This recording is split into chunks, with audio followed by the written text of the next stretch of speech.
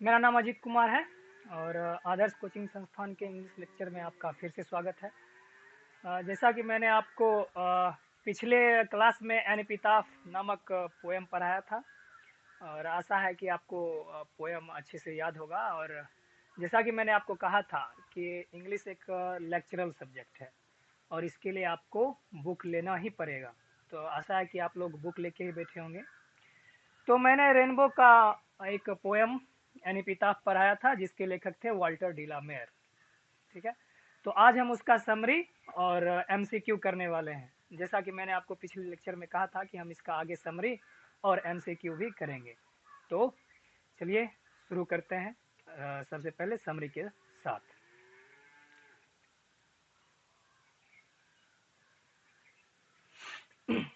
चलिए देखिए, एन एपिताफ जैसा कि शीर्षक था पोएम का और इसका हम समरी बताने वाले हैं। और जिसके राइटर कौन है? वाल्टर डिलामेयर। मैंने यहाँ पे शॉर्ट में लिखा है WD मेयर। आई होप आप लोग समझ गए होंगे। तो चलिए शुरू करते हैं समरी। समरी लिखने का एक तरीका यह है कि जब भी आप समरी लिखें, चाहे वो स्टोरी हो या पोएम हो, तो सबसे पहले आप समरी के जो पोएम के जो राइटर हैं या पोएट हैं उसके बारे में आप थोड़ा सा शॉर्ट डिस्क्रिप्शन दें, जो आपको मतलब जो आपका मान लीजिए कोई कॉपी चेक कर रहा है तो उसको ये पता लगे कि हाँ बच्चे को पता है कि इसके राइटर या पोएट कौन है। और आप जैसे जानते हैं कि जांच की कितनी व्यस्तता रहती है, तो उस दौरान अगर आप कहता है ना कि first impression is the last impression, अगर आपने शुरू में ही अच्छा लिखा होगा, अगर आप पोएट के साथ या राइटर के डिस्क्रिप्शन के साथ शुरू करते हैं किसी भी पोएम या स्टोरी का समरी, तो आपके लिए आपके मार्किंग वाइज आपके लिए बहुत बेनिफिशियल होगा।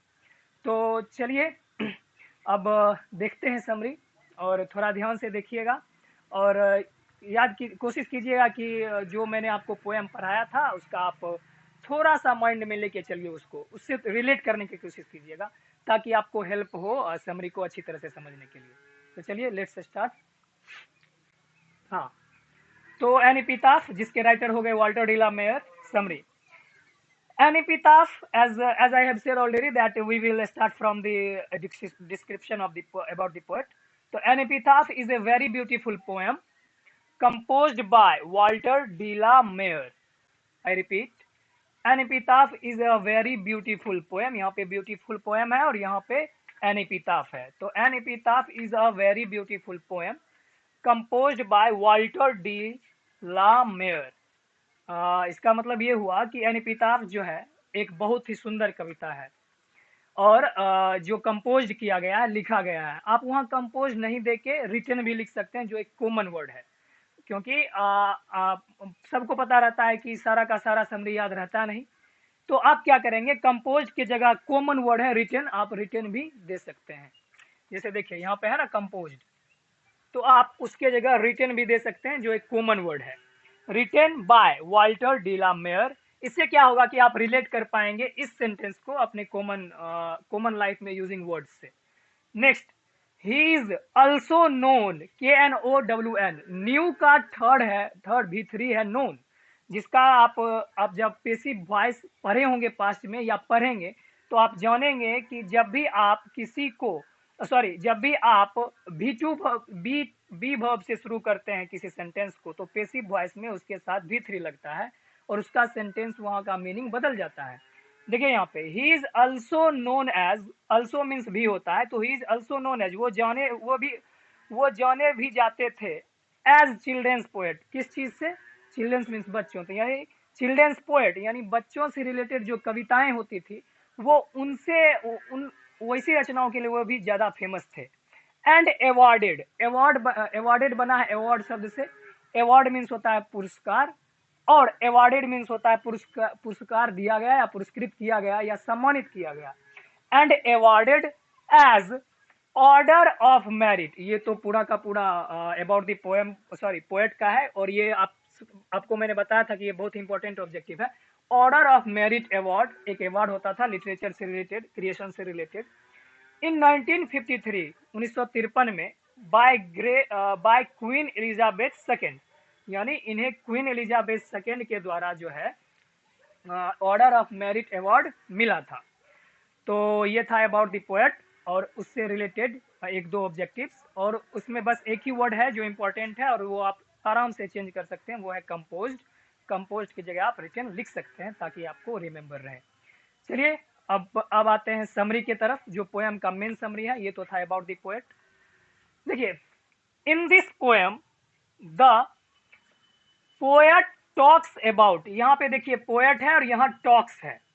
तो इन this poem the poet talks about an epitaph. I have already said that the heading of this poem is an epitaph.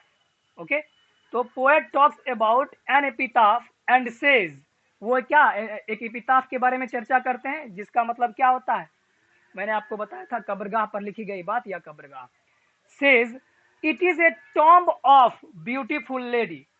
That sentences is taken from the poem. तो poet कहते हैं कि उस एपिटाफ के बारे में इस पूरी कविता में चर्चा करते हैं, और एंड सेज, और कहते हैं इट इज ए टॉम्ब, क्या है, एक टॉम्ब है, ऑफ ब्यूटीफुल लेडी, एक सुंदर औरत का। उसके बाद देखिए, सी वाज, यहाँ पे फुल स्टॉप है, आगे देखिए, she was the most beautiful lady that was ईवर। ईवर means होता है अभी तक, ठीक है। तो यहाँ देखिए ईवर है, that was ever born in the west countries. मतलब मैंने आपको पोएम में बताया था कि पोएट कहते हैं कि ये वेस्ट कंट्रीज की सुंदरतम महिलाओं में से एक है, और बाद में वो क्लियर करते हैं कि ये सबसे सुंदरतम महिला थी वेस्ट कंट्रीज की। तो वहीं पे यहाँ पे मैंने लिखा है she was the most beautiful lady, वो सबसे सुंदर महिला थी। दैट वाज, कहाँ की, दैट वाज अभी तक, दैट वाज ईवर अभी तक हुआ था, मतलब सबसे ज्यादा सुंदर अभी तक हुआ था, कहाँ पे, बॉर्न इन, जन्म लिया था, हुआ था, इन द वेस्ट कंट्रीज, कहाँ के देश, कहाँ में, तो पश्चिमी देशों में। बट लेकिन आफ्टर हर डेथ, उसकी मृत्यु के बाद, आफ्टर मीन्स बाद, हर मीन्स उसके, उसकी, देखिए यहाँ पे उसका और उसकी का दो होता है, एक होता है हिज जो आता है पुल्लिंग के लिए, और एक आता है हर स्त्रीलिंग के लिए। तो यहाँ पे वो लेडी की चर्चा कर रहे हैं इसलिए उन्होंने हर लिखा है। तो बट आफ्टर हर डेथ, उसकी मृत्यु के बाद, हर ब्यूटी वेनिसेस, उसकी सुंदरता, यहाँ पे बहुत इंपॉर्टेंट पॉइंट है, सॉरी वर्ड है वेनिसेस। Death, her beauty, beauty means होता है सुंदरता, जिससे आप ब्यूटीफुल बनाते हैं, सुंदर। डेथ, हर ब्यूटी, उसकी सुंदरता, वेनिसेस, मैंने आपको इंपॉर्टेंट वर्ड्स में लिखाया था वेनिस का अर्थ, आई होप आपको याद होगा। वेनिस का, आई रिपीट, वेनिस का अर्थ होता है गायब हो जाना। तो कवि कहते हैं आफ्टर हर डेथ, उसकी मृत्यु के बाद, हर ब्यूटी वेनिसेस, उसकी सुंदरता गायब हो जाती है, यानी उसकी सुंदरता चली जाती है।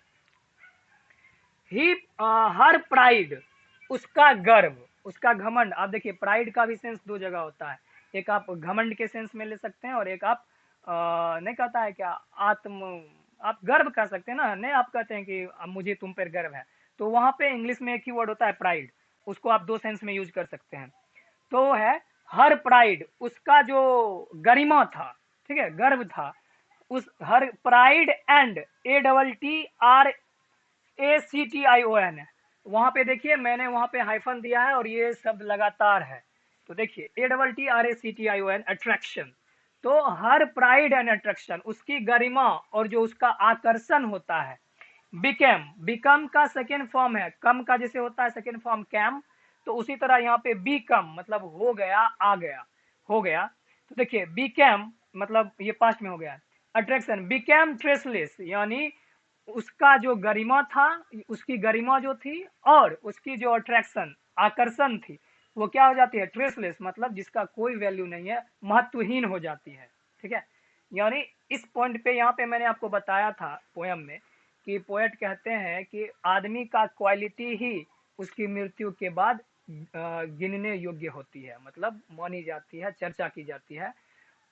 वो क्या था, यही, उसके शरीर के बारे में नहीं, ठीक है। तो बिकम ड्रेसलेस, तो उसकी सुंदरता और उसकी गरिमा क्या होती है, नष्ट हो जाती है। द पोएट थॉट, तब पोएट सोचते हैं, दैट कि ए मैन इज रिमेम्बर्ड, देखिए मैंने आपको जस्ट वैसा ही वहां पे जैसे ही इज नोन एज, वहां पे पेसिव वॉइस हुआ था वर्ब का थर्ड फॉर्म, उसी तरह यहाँ भी पेसिव वॉइस है वर्ब का third form. A man is remembered, एक आदमी को याद किया जाता है, व्हेन ही इज अलाइव, जब तक वो जिंदा रहता है, but a man is died, जब वो आदमी मर जाता है, डाइड, डाई का भी टू है डाइड, या भी थ्री भी आप कह सकते हैं। अ मैन इज डाइड, जब वो आदमी मर जाता है, नो बडी रिमेम्बर्स हिम, उसको कोई याद नहीं करता है, एक्सेप्ट, एक्सेप्ट मीन्स होता है के अलावे, को छोड़कर, except E X E P T, except his quality, यानी उसके गुणों को छोड़कर, मतलब जब कोई भी आदमी मर जाता है तो वो उसको नहीं बल्कि उसके गुण को याद करता है।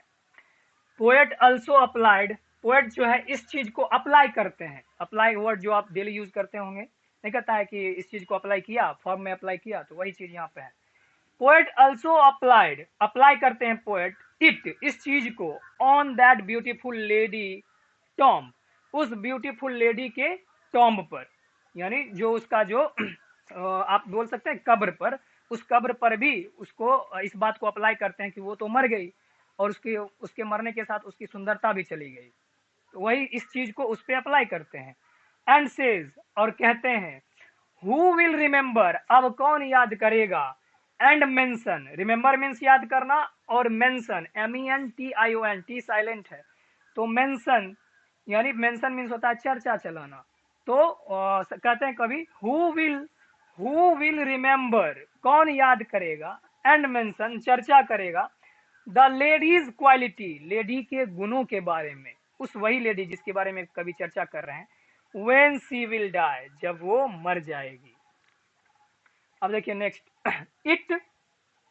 It seems that the poet might be her lover, ऐसा लगता है कि पोएट जो है उसके प्रेमी थे, मैंने आपको उस पोएम में भी लास्ट में बताया था कि पोएट जो है उसके लवर रहते हैं, तो इट सिम्स, ऐसा लगता है, सिम्स मीन्स होता है प्रतीत होना, दिखना, लगना, तो सिम्स प्रतीत होता है, that the poet might be her lover, poet जो है हो सकता है उसके लवर होंगे, प्रेमी होंगे, and that's why, that is why, यहाँ पे देखिए दैट जो है वहां पे ये स्लैंग वर्ड है, जो दैट इज को यहाँ पे शॉर्ट किया गया that's, and that is why, और इसलिए he was caring, caring means होता है ध्यान रखना, किसी के बारे में सोचना, चिंता करना, that's why he was caring and mentioning, उसके बारे में चर्चा करते हैं, ध्यान दिलाते हैं, अबाउट हर ब्यूटी, उसकी सुंदरता के बारे में, वेरी ब्यूटीफुली, सॉरी यहाँ पे देखिए फिर से, that's why he was caring, इसलिए वो क्या करते हैं, चिंता करते हैं, ध्यान लगाते हैं, एंड मेंशनिंग, चर्चा चलाते हैं, अबाउट हर, उसके बारे में, उस लेडी के बारे में, वेरी ब्यूटीफुली, बहुत ही सुंदरता पूर्वक। ये था आपका पूरा समरी।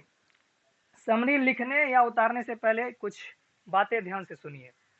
समरी जो है वो मेमोरी बेस्ड नहीं होता है, ठीक है, और समरी जो है आपको खुद से एक दो बार खुद से लिखना पड़ेगा ताकि आप एग्जाम में भी अच्छे से लिख पाएँ। तो इसके लिए कुछ सजेशंस हैं, सजेशंस ये हैं कि एक दो वर्ड जो बहुत अच्छे हैं, जैसे हैं वेनिसेस, ट्रेसलेस ना, उसके बाद न्यू का भी थ्री फॉर्म न्यू, उसके बाद है आपका सिम्स, तो कुछ वर्ड्स ऐसे हैं जिसका मीनिंग मैंने आपको कराया। तो आपको क्या करना होगा, इन सब अच्छे से समरी लिखने के लिए इन सब को आपको रिलेट करना होगा आपके कॉमन लाइफ से, ताकि आप समरी को अच्छे से लिख पाएँ एग्जाम में।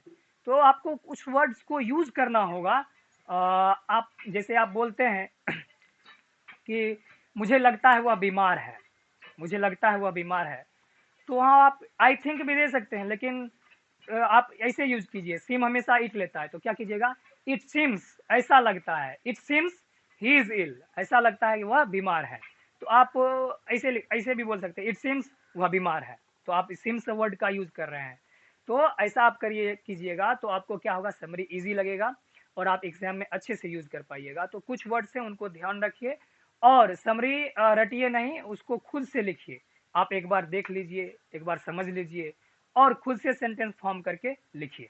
तो चलिए, आप अगर स्क्रीनशॉट लेना चाहते हैं तो स्क्रीनशॉट ले सकते हैं, अगर उतारना चाहते हैं और पॉज करके आप उतार सकते हैं। तो आई होप आपने स्क्रीनशॉट ले लिया होगा या समरी पॉज करके लिख लिया होगा। तो चलिए, जैसा कि मैंने आपको बताया था कि समरी में कुछ वर्ड्स होते हैं जिसको आपको कॉमन लाइफ में रिलेट करना है। तो आपको क्या करना है, उसका एक दो तरीका जो मैं आपको सजेस्ट कर रहा हूँ, और सिर्फ सजेशन नहीं, आपको प्रैक्टिकल वो चीज़ करने होंगे लाइफ में, तब आप समरी को अच्छे से लिख पाइएगा। और summary is very important because it may be of 5 numbers और 8 नंबर्स, मीन्स आपको 8 मार्क्स के भी पूछ सकते हैं या 5 मार्क्स के भी। तो marks is very important specially for Bihar board, because you know that the importance of mark is how much in village area as well. तो चलिए देखते हैं। आपको मैं शुरू से लेके चलता हूँ पोएम में, पोएम के समरी में, जहाँ से आपको एक दो वर्ड्स हैं जो बहुत अच्छे अच्छे वर्ड्स हैं। तो इसमें तो सारे कॉमन वर्ड्स हैं एक्सेप्ट एक्सपेक्ट फ्रॉम कंपोज्ड। तो देखिए, मैंने आपको कंपोज्ड का यूज बताया था। जब आप किसी चीज को प्रेषित करते हैं, प्रेषित मीन्स होता है क्या, लिखते हैं, बताते हैं ना। तो जैसे कि आप कंपोज्ड कहता है ना कि गाना कंपोज हुआ ना, तो गाना कंपोज कब करता है, कोई आदमी करता है, किसी के द्वारा होता है।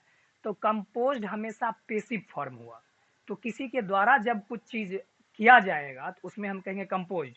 जैसे कि आप कुमार विश्वास का नाम सुनते होंगे, उनकी एक कविता फेमस है ना। तो आप क्या कीजिएगा कि कहिएगा कि कुमार विश्वास कंपोज्ड दैट पोएम, यानी कुमार विश्वास ने उस कविता को कंपोज्ड किया, लिखा नहीं। चलिए, आप रिटन भी लिख सकते हैं, लेकिन अगर आप कंपोज यूज करते हैं, इट मेक्स यू यूनिक, यानी वो आपको अनोखा बना देता है। लोग भी सोचेगा कि अरे कंपोज यूज कर रहा है। तो I have already mention you the use of compose. Now coming to the next word, Walter de la Mare, he is also known as. अब देखिए, यहाँ पे एक वर्ड है नोन एज, जिसको मैंने आपको बताया था नोन एज को, कि नोन एज भी थ्री को पेसिव वॉइस में ऑलवेज यूज किया जाता है। तो वहाँ पे है नोन एज। तो आप क्या कीजिएगा, नोन एज मीन्स होता है जाना जाता है, और एज का मतलब होता है के रूप में। अब देखिए, एज तो कोई वर्ड है ही नहीं। अगर आप सिंपली एज को ले जाएं, एज मीन्स होता है जैसा, लेकिन जब एज किसी वर्ड के साथ जुड़ जाता है तो उसका वैल्यू बढ़ जाता है, जस्ट लाइक जीरो। क्यों? क्योंकि आप अगर जीरो को ऐसे लेके चलिए तो जीरो का कोई वैल्यू है ही नहीं, लेकिन जैसे ये किसी अंक के बाद आता है तो इसका वैल्यू कहीं तो 1000 गुना, कहीं 10 गुना, तो कहीं कुछ भी हो सकता है, जस्ट लाइक दैट एज। तो देखिए, यहाँ पे है नोन एज, के रूप में जाने जाते हैं या जाने जाते थे। अब यहाँ पे है और थे कब होगा, अगर आप इज नोन एज लगाते हैं तो है हो जाएगा, वाज नोन एज लगाते हैं तो थे हो जाएगा। तो जैसे आप बोलिएगा कि कोई वर्ड लीजिए कि अमिताभ बच्चन को शहंशाह के रूप में जाना जाता है, तो आप क्या कहिएगा वहां, अमिताभ बच्चन, ये तो अमिताभ बच्चन नेम का नेम ही रह जाएगा, है जाना जाता है तो क्या होगा, इज नोन एज। तो Amitabh Bachchan is known as, किस रूप में जाना जाता है, शहंशाह। तो क्या होगा, Amitabh Bachchan is known as Shahenshah. कहने का मतलब ये है कि आपको कुछ वर्ड्स हैं जो आपको डेली लाइफ में यूज करने होंगे, because that will make your summary easy as written and as reading as well. तो इसलिए आपको उन सब वर्ड्स को रिलेट करना होगा, और ये सब वही वर्ड्स हैं जो आपको हर समरी में आएगा, इसलिए इसको रिलेट करने को कह रहा हूं, ना कि ये प्रत्येक समरी के लिए अलग होगा। कंपोज्ड, सभी पोएट या राइटर कंपोज करते हैं। नोन एज, सभी पोएम और पोएट और राइटर जाने जाते हैं। तो ये सब वर्ड्स हैं जो आपको हमेशा यूज पड़ेगा, चाहे आप कोई भी समरी लिखें या कोई भी स्टोरी का मोरल ऑफ द स्टोरी लिखें या प्रीसिस लिखें, कुछ भी लिखें, तो वहां पे ये सारे वर्ड्स कॉमन है। जैसे मैंने एक वर्ड्स बताया था आपको, सीम्स मीन्स प्रतीत होता है, तो आप कह सकते हैं ना कि ये पोएट जो है ऐसा प्रतीत होते हैं, तो वहां आपको सीम्स का यूज करना होगा। दैट मीन्स कुछ वर्ड्स ऐसे हैं जो सारे समरी में या सारे मोरल ऑफ द स्टोरी में, सारे प्रीसिस में कॉमन होंगे, तो आपको इन सबको रिलेट करना होगा डेली लाइफ में। आगे देखते हैं, कुछ और वर्ड्स हो सकते हैं। एक वर्ड यहाँ पे है अवॉर्डेड एज, और उससे पहला है चिल्ड्रंस। मुझे भली भांति पता है कि आप लोग एपोस्ट्रॉफी एस के बारे में बहुत पहले से ही सुन चुके होंगे, but it's my duty to tell you that what is the use of apostrophe s. चलिए तो देखते हैं। चिल्ड्रंस, यहाँ पे देखिए एपोस्ट्रॉफी एस है। एपोस्ट्रॉफी एस का मतलब होता है किसी के साथ किसी का संबंध, ठीक है। बेसिकली एपोस्ट्रॉफी एस का मतलब होता है का, किसी का, किसी के, किसी को नहीं, ऐसे ही। तो देखिए किसी का, तो चिल्ड्रेंस बच्चों के, यहां रहता चाइल्ड तो बच्चा का, मेंस तो क्या होता आदमी का। तो एपोस्ट्रोफी एस का प्रयोग ये ऐसा होता है का के संबंध में, रिलेट करने के संबंध में। तो जैसे आपको इसमें चिल्ड्रंस पोएट के रूप में जाने जाते हैं, किसी और कोई और पोएट, कोई एक पोएम है आप में जो मेटाफिजिकल के पोएट हैं, तो उसको आप क्या कहिएगा, मेटाफिजिकल्स पोएट। तो क्या होंगे वो, मेटाफिजिकल के पोएट हो जाएंगे। तो ये भी एपोस्ट्रोफी एस जो है वो भी कॉमन हो जाएगा सारे समरी में। तो ये था थर्ड पॉइंट। नेक्स्ट पॉइंट देखते हैं, अवॉर्डेड। मैंने आपको बताया था कि जब अवार्ड का मतलब होता है सम्मान, और अवॉर्डेड मीन्स होता है सम्मानित। जैसे हमारे पीएम मोदी को हाल ही में जो है दुनिया का बेहतरीन लीडर से सम्मानित किया गया है। तो वहां पे क्या कहेंगे, PM Modi is awarded as the best leader of the world. तो देखिए यहाँ पे, अब यहाँ पे डिफरेंस क्या होता है कि अवॉर्डेड, मैंने आपको बताया था नो का भी थ्री होता है नोन, और उसमें अगर एज लगा देते हैं तो क्या बन जाता है, जाने जाते हैं के रूप में जाने जाते हैं। तो जस्ट लाइक दैट, अवॉर्डेड यानी सम्मान दिया गया, एज किस रूप में, एज मीन्स हमेशा रूप हो जाएगा किसी वर्ड के साथ, जैसे ये किसी वर्ब के साथ एज लगा और वो हमेशा V3 के साथ ही एज आता है, तो वो उसके रूप में। तो अवॉर्डेड एज सम्मान दिया गया, किस रूप में, एज ऑर्डर ऑफ मेरिट, यानी ऑर्डर ऑफ मेरिट के रूप में सम्मानित किया गया। तो उसी तरह आप इसका यूज क्या कर सकते हैं कि हमारे प्रधानमंत्री को सम्मानित किया गया दुनिया के बेहतरीन, दुनिया के सबसे बेहतर लीडर के रूप में। तो क्या कहेंगे, आवर पीएम इज अवॉर्डेड, अगर आप पास्ट में यूज करना चाहते हैं तो was awarded as the best leader of the world. चलिए ये थे कॉमन वर्ड्स, और देखते हैं, और अबाउट द पोएम में आपका कोई और कॉमन वर्ड्स नहीं है जो आपको सब में आएंगे, सब में रिलेट इसको करने वाला मैंने सारे वर्ड्स बता दिए हैं। अब आते हैं समरी ऑफ द पोएम में। उसमें देखिए कुछ वर्ड्स ऐसे होंगे जो आपको हमेशा रिलेट करने होंगे सब समरी के साथ। तो जिसमें पहला वर्ड है आपका टॉक्स, यहाँ पे देखिए टॉक्स, और टॉक्स का मतलब होता है बोलना, बताना, समझाना। तो TALKS टॉक्स। आप लोग अगर पास्ट में पढ़े होंगे टेंस, तो आपने देखा होगा कि जब हम प्रेजेंट इंडिफिनिट या सिंपल प्रेजेंट जिसको आप बोलते हैं, उसमें आप singular subject he see it या नाम, सिंगुलर नाम के जैसे राम, तो उसके साथ आप क्या लगाते हैं, वर्ब का पांचवा फॉर्म V5। तो यहाँ पे क्या है, टॉक्स, जो बना है V1 TAL के टॉक्स से, जिसका मतलब होता है बताना, समझाना। ये वर्ड आपको सब पोएम और सब समरी में यूज होगा, सब पोएम के समरी में या मॉरल ऑफ द स्टोरी में। तो उसमें आप क्या कहिएगा कि इसमें कवि बताना चाहते हैं, तो क्या कहिएगा आप, इन this poem the poet talks, poet talks, writer talks ना। तो इस तरह आप टॉक्स शब्द का यूज सब समरी या सब मॉरल ऑफ द स्टोरी में करेंगे।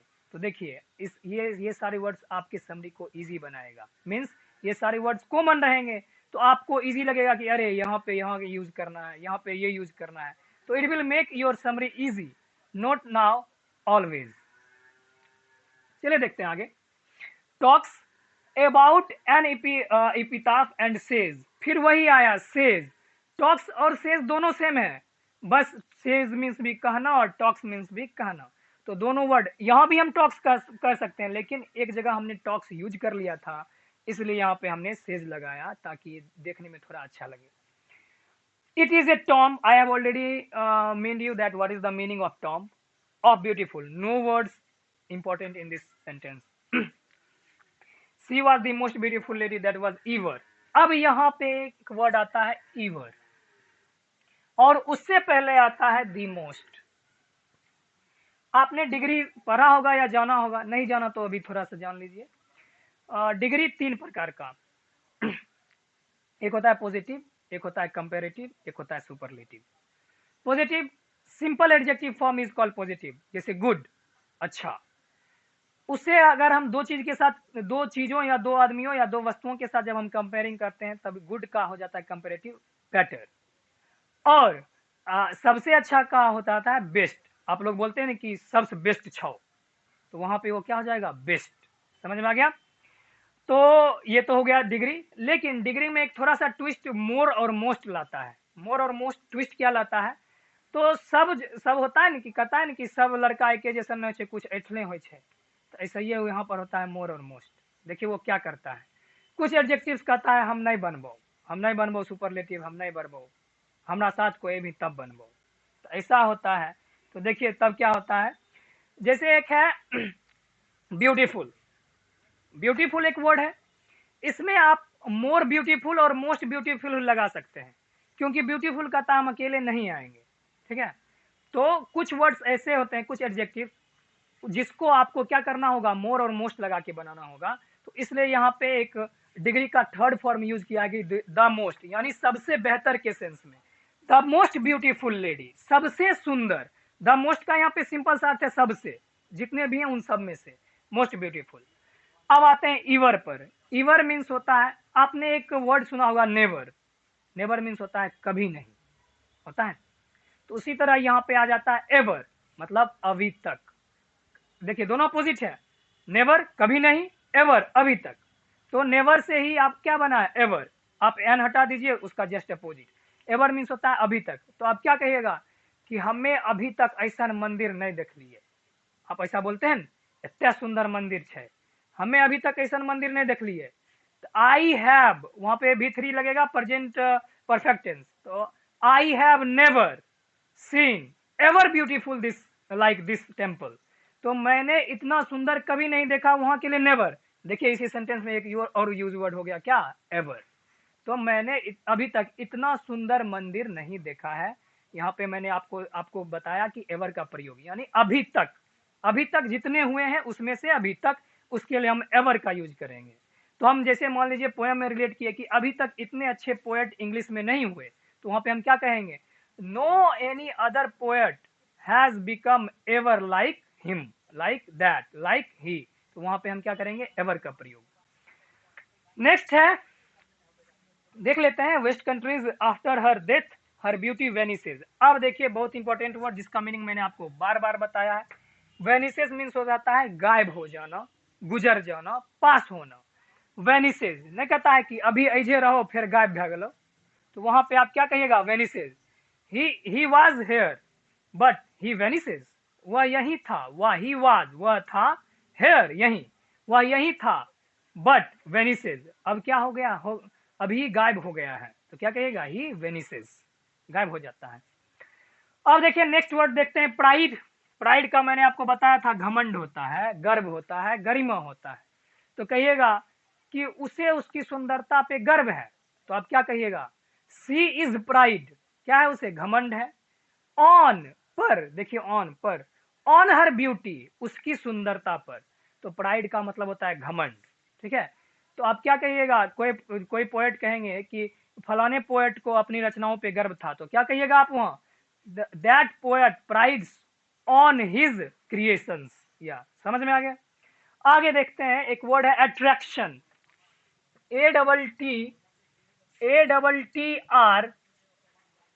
ATTRACTION, attraction. अट्रैक्शन नहीं कहे छे कि अट्रैक्ट कर रहे हैं, अट्रैक्ट कर रहा है। अट्रैक्ट मीन्स क्या होता है, आकर्षित कर रहा है, खींच रहा है। तो अट्रैक्शन मीन्स हो गया आकर्षण। ION अगर किसी वर्ब में लग गया तो वो उसका एब्स्ट्रैक्ट नाउन बना देता है, ठीक है। तो जैसे यहाँ पे अट्रैक्शन यानी उसकी सुंदरता, सॉरी उसकी आकर्षण, उसकी आकर्षकता भी आप लोग बोल सकते हैं, आकर्षण। अट्रैक्शन मीन्स होता है आकर्षण। जैसे आप इसका पोएम में या समरी में कैसे यूज करेंगे, तो उनकी रचनाएं मुझे अधिक आकर्षित करती हैं। तो क्या कहिएगा आप, हिज क्रिएशंस, हिज मीन्स होता है उसका या उसकी, तो उसके होता है, उसकी का हो जाता है हर। तो हिज क्रिएशंस अट्रैक्ट्स मी, उनकी रचनाएं मुझे क्या करती हैं, आकर्षित करती हैं। आगे देखते हैं, आगे आपका वर्ड ट्रेसलेस, महत्वहीन। ट्रेसलेस, बिकेम ट्रेसलेस, महत्वहीन। ट्रेस मीन्स होता है महत्व, लेस। आप चीज की, आप अक्सर एक वर्ड देखते होंगे लेस, नहीं कहते हैं लेस है, लेस है। तो वहां पे लेस मीन्स होता है कम, बिना उस चीज के। जब आप किसी चीज में, जैसे आप लगा देते हैं ब्यूटीफुल, तो क्या हो गया, फुल मीन्स भरल, भरल है, ब्यूटी से भरल है। उसी में लगा देंगे ब्यूटीलेस, तो क्या है, सुंदरता से भरल नहीं है, खाली है, तो क्या हो गया, सुंदरता से खाली है। लेस मीन्स हो गया, फुल मीन्स भरल। इसी में लगा देंगे ट्रेसफुल, मतलब बहुत महत्वपूर्ण है। वैसे में लगा दिया क्या, ट्रेसलेस, महत्व नहीं है, लेस मीन्स है नहीं है, और ट्रेस जो वर्ड का मीनिंग हो गया उसके साथ है नहीं है।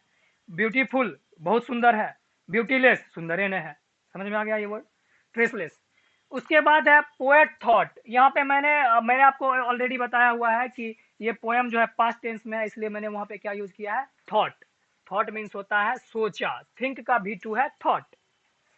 ए मैन इज रिमेम्बर्ड, अभी मैंने आपको बताया था एक वर्ड एवॉर्डेड, नोन एज, यानी पेसिव फॉर्म में वर्ब का V3 यूज किया जाता है, V3 फॉर्म। और याद किया जाता है, याद किया जाता था, यानी गांधी जी को बापू के रूप में याद किया जाता है। तो Gandhi ji is remembered as बापू। आपको बताया था मैंने, हमेशा V3 के बाद एज लगता है, क्योंकि वो दिलाता है याद किस चीज का, के रूप में। तो जैसे लगा नोन एज, जैसे लगा रिवार्डेड एज, उसी तरह क्या हुआ, रिमेम्बर्ड एज। तो पंडित नेहरू को चाचा जी के रूप में याद किया जाता है, तो क्या होगा, Pandit Nehru is remembered as चाचा Nehru. I hope it's clear. आगे देखते हैं, when he is alive, alive means होता है जिंदा होना, यानी जिंदा है, जिंदा होता है इसका मतलब। नहीं कहता है कि वह जिंदे है, नहीं कहता है वो मर गए कि नहीं जिंदे छे, तो क्या बोलेंगे, ही इज नॉट डाइड। देखिए यहाँ पे, जैसे देखिए मैंने यहाँ पे डाइड का यूज किया है, अमेन इज डाइड, तो क्या हो गया, ही इज नॉट डाइड, वह मरा नहीं है, ही इज अलाइव, वो क्या है, जिंदा है, अलाइव मीन्स जिंदा। उसके बाद है the poet that remembered he is alive but a man is died, died का मैंने भी आपको यूज बता दिया। नो बडी रिमेम्बर्स हिम, यहाँ पे एक वर्ड है एक्सेप्ट। और देखिए यहाँ पे एक कंफ्यूजन होता है एक्सेप्ट और एक्सेप्ट में, दोनों का उच्चारण सेम है, दोनों का उच्चारण सेम है। और ये इंग्लिश में ऐसा होता है, हिंदी में भले ना हो, इंग्लिश में ऐसा होता है। तो देखिए उसको बोलते हैं जंबल वर्ड्स, ठीक है, तो उसको आपको अलग से पढ़ाया जाएगा।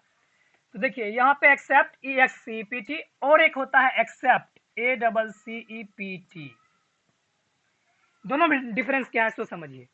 एक्सेप्ट मीन्स होता है अपवाद, के अलावे, ठीक है, तो एक्सेप्ट मीन्स होता है के अलावे। और यहाँ पे एक वर्ड है ACCEPT, एक्सेप्ट। देखिए इसमें लास्ट का सब के दोनों सेम है, CEPT इसमें भी है, CEPT इसमें भी है।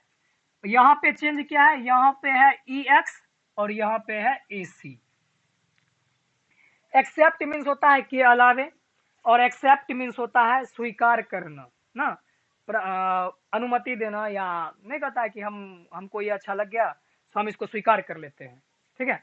एक्सेप्ट मीन्स होता है स्वीकार करना, और एक्सेप्ट मीन्स होता है क्या, के अलावे। उच्चारण से में स्पेलिंग डिफर है। आगे देखिए, हिज क्वालिटी, क्वालिटी सबको पता ही होगा।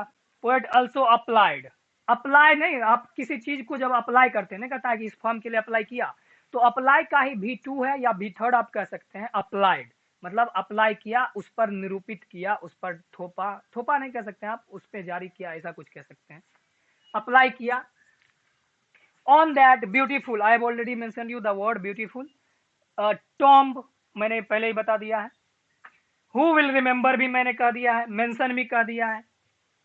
और इस तरह से आपका एक वर्ड था आपका यहाँ पे, बस एक ही वर्ड है यहाँ पे, सीम्स, जो मैंने आपको बता दिया है, प्रतीत होता है। और कोई भी वर्ड्स ऐसा नहीं है जिसको आपको रिलेट करना है। और ये सारे जितने वर्ड्स थे ये आपको हर टाइम, हर समरी, हर मोरल ऑफ द स्टोरी में आपको रिलेट करने होंगे, इसलिए मैंने आपको स्पेशली इन सब वर्ड्स को बताया। जरूरी नहीं था लेकिन बहुत जरूरी था, क्योंकि ये क्या है, आपके मार्किंग वाइज वेरी इंपॉर्टेंट है, ये आपको सब समरी में देखने को मिलेगा। अगर आप वर्ड्स को अंडरलाइन करना चाहते हैं तो कर सकते हैं। आई होप कि आप वर्ड अंडरलाइन कर लिए होंगे। और अब करते हैं PM मोदी की तरह मन की बात। मन की बात क्या करेंगे, मन की बात यही है कि आप जानते ही हैं क्या करना पड़ता है, यूट्यूब पे शेयर करना होता है। आप सबसे नहीं, एटलीस्ट एक स्टूडेंट से शेयर कीजिए। और फीडबैक, किसी भी काम का फीडबैक बहुत इंपॉर्टेंट होता है। आपको कैसा लगा, कहीं सुधार की जरूरत है वो हमें बताइए, हम अपनी तरफ से सुधार करेंगे और कोशिश करेंगे और जितना अच्छा हो सके उतना अच्छा बेहतर करने का कोशिश करेंगे। और इसके लिए आप इम्पोर्टेंट है फीडबैक। लाइक कीजिए, लाइक नहीं कर सकते अगर अच्छा नहीं लगा अनलाइक कम से कम कीजिए, शेयर कीजिए और हमारे हमको प्रोत्साहित कीजिए, व्यूज़ बढ़ाइए ताकि हमको भी लगे कि नहीं हम लोग की मेहनत रंग ला रही है। तो ये थी हमारे मन की बात, आशा है आप लोग तैयार रहेंगे और अगले अगले इंग्लिश के लेक्चर में हम लोग क्या इसका एमसीक्यू देखेंगे, दैट इज़ वेरी इंपॉर्टेंट क्योंकि 60 मार्क्स का जिसमें 30 मार्क्स के बुक से पूछे जाते हैं एमसीक्यू। और नेक्स्ट चैप्टर इंग्लिश के लेक्चर में नेक्स्ट चैप्टर अच्छे से पढ़ेंगे। तो आज के वीडियो में बस इतना ही, आशा है आप अच्छे से सब चीज़ कीजिएगा। धन्यवाद।